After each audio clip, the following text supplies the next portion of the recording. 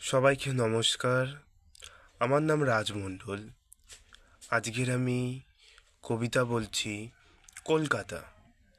আমার লেখা নিজের কবিতা বলছি।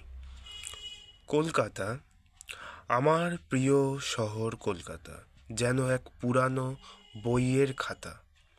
গঙ্গার ধারে যেন তার রূপের বাহার, যেন এক স্বপ্ন আছে তোমার।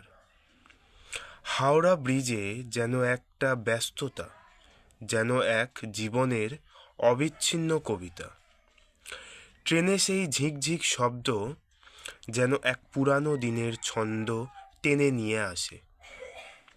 রসগোল্লা আর বিরিয়ানি স্বাদ, আহা, যেন এক স্বর্গীয় এক অনুভূতি।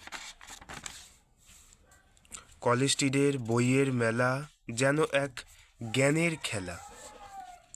ভিক্টোরিয়া মিউজিয়াম যেন এক ইতিহাসের এক বিশাল দেওয়াল।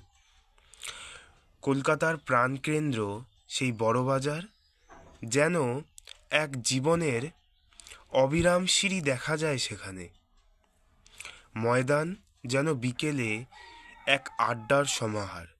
ছেলে বুড়োদের ভিড় যেন এক প্রেমের খোলা উঠান। কলকাতা হলো একটি স্মৃতি, যেন ফুচকা আর টকঝাল মিষ্টির সেই স্বাদ। তুমি আমার কলকাতা, তুমি আমার হৃদয়ের পোড়া পাতা।